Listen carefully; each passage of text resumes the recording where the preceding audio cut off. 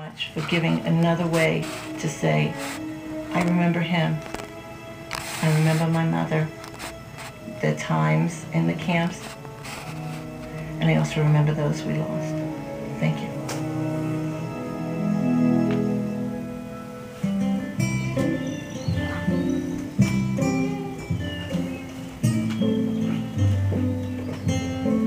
Comes along the spring of 2001, Greater Five Towns Holocaust Survivor Group in New York called us, and it seems that somehow they'd heard about the project.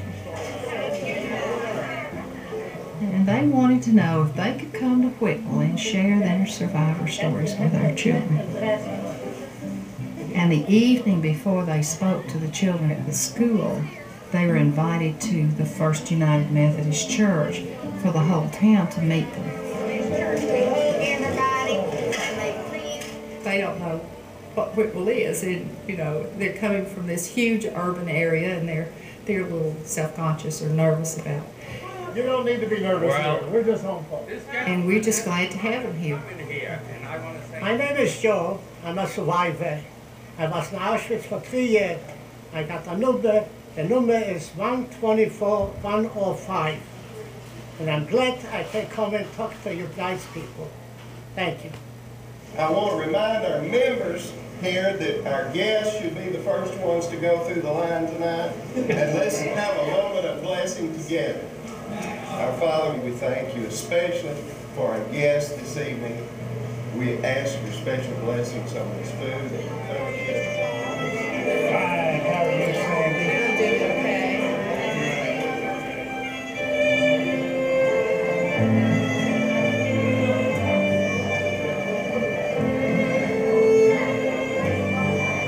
Good evening. Wherever hatred and prejudice will, it will find a wedge and a way into our lives. But because of what these young people are doing, we are understanding that there is another way, and that is the way of love. And we can reach out and embrace all people. First thing I want to say, I wish the whole world was like you are. I was born in Poland. My name is Bernard Igelski. My father was fired. When the first survivor came, I think was when we really could hit home what we were teaching. And we as Jews were singled out, put in a ghetto, had to wear a star, and we forced. And they spoke and gave us a real life face to a story. I said, when I stood in Auschwitz and I was seeing that big chimney, smoking day and night, and we didn't really understand until that point that what we were teaching, wasn't just book learning. It was, this had actually happened, and this person lived through it. And instead of being afraid, shielding your children, prepare them for the real world. Yes, there are not nice things out there, but if they will be prepared, they will be able to do the right thing. Thank you.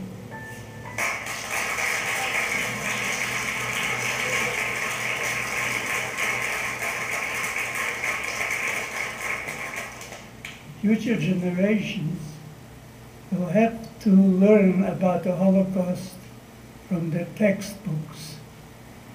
We are the eyewitnesses that can, to a certain degree, tell you what took place.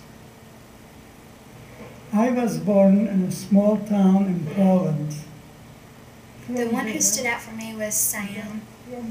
He was like a grandfather, a great-grandfather. When he'd look at you and he'd just make you feel all warm and loving inside toward him. I was with my brother. My brother was 3 years older than I am, but I had no idea what... When they first arrived to Auschwitz, Sam and his brother and his mother and his little brother met up with the Dr. Mengele. He was the one who chose left or right. And he said his mother and little brother left, and he sent Sam and his brother right. And so Sam did not know what had happened, and after they had went through the showers, Sam found a guard and asked And I him. asked him, I said, please tell me. We arrived last night, and I arrived with my mother and my brother. Where are they? What happened to them? And that man shows me smoke coming out from a chimney. I did not understand what that means. Till I found out that that chimney is from a crematorium.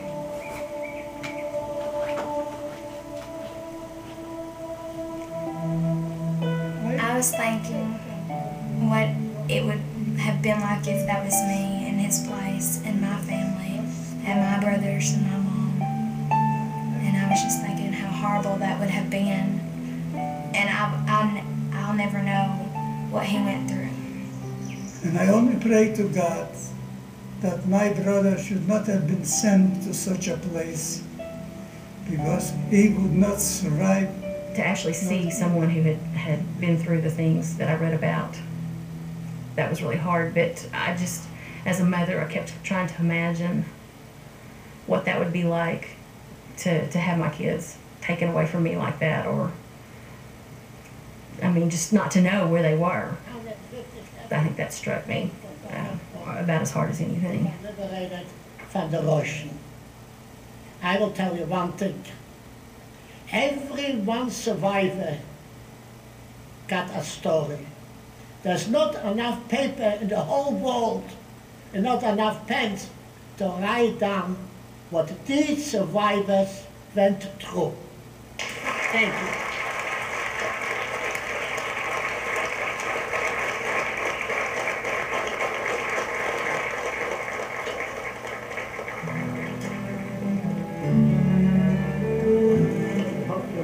I wish it would be a happier story. Great job in overcome this.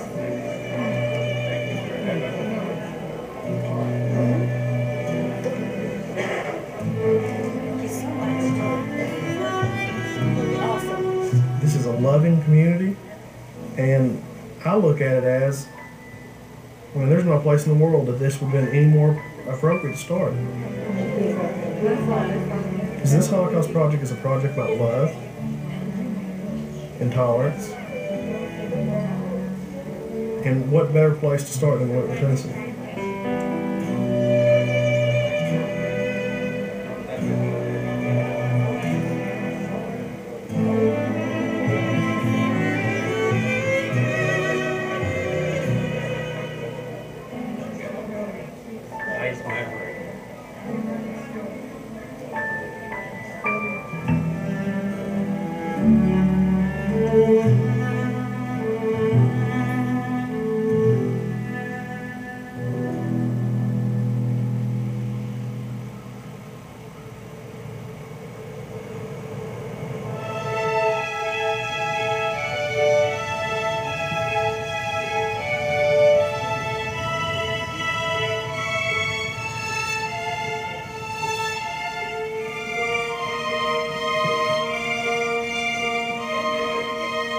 Please stand for the national anthem.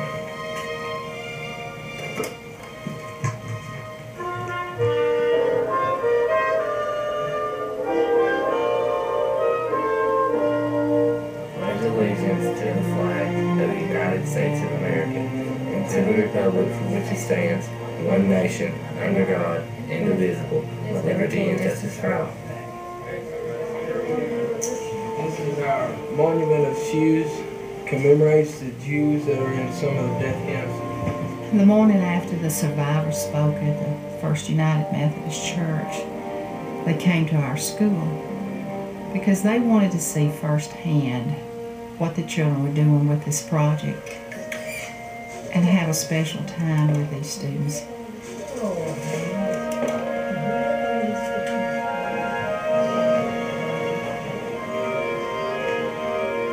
it is important to me to tell these stories because there are people in the world which are denying that it ever took place. They put us, wanted to annihilate us and erase any trace of whatever happened. At least that was their intentions. We were put on a dead march. And we went, usually we marched during the night mostly, so we wouldn't be visible to the general public. Most of us didn't make it. And the Americans, they showed themselves on the horizon. And I ran out of camp and I was hiding. So I spent the night over there and I wouldn't dare go out. And I waited till the next day. I had to risk it and I went out the American and I was a free person to do but I'm still here. That's the main thing. I want you all to know, I came here to the United States in 1948, and I've been the happiest ever.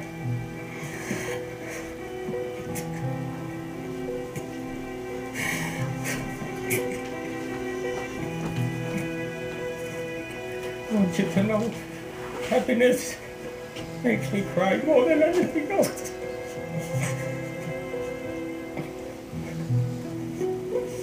I never had thought about this way before, but after I heard his speech and how emotional he got, it really touched me.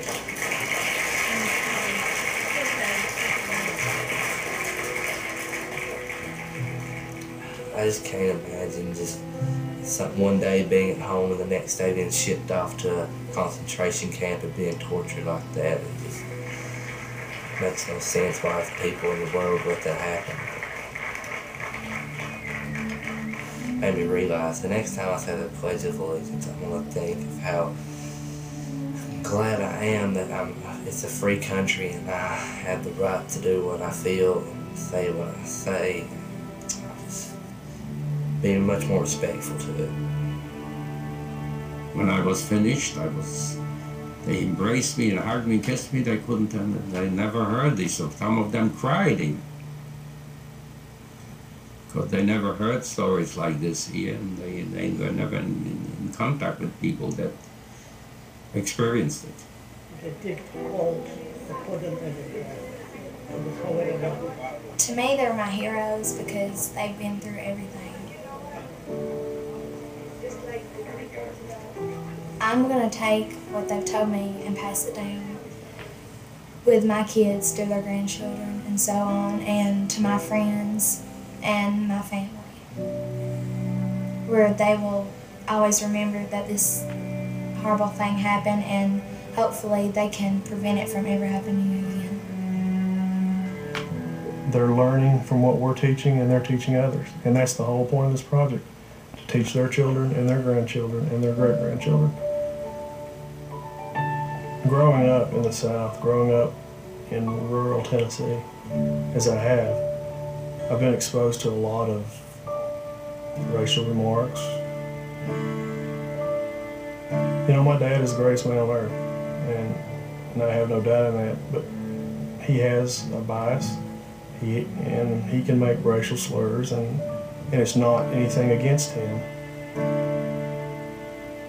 Going into college, I had a African-American roommate, and loved him like a brother, and still do.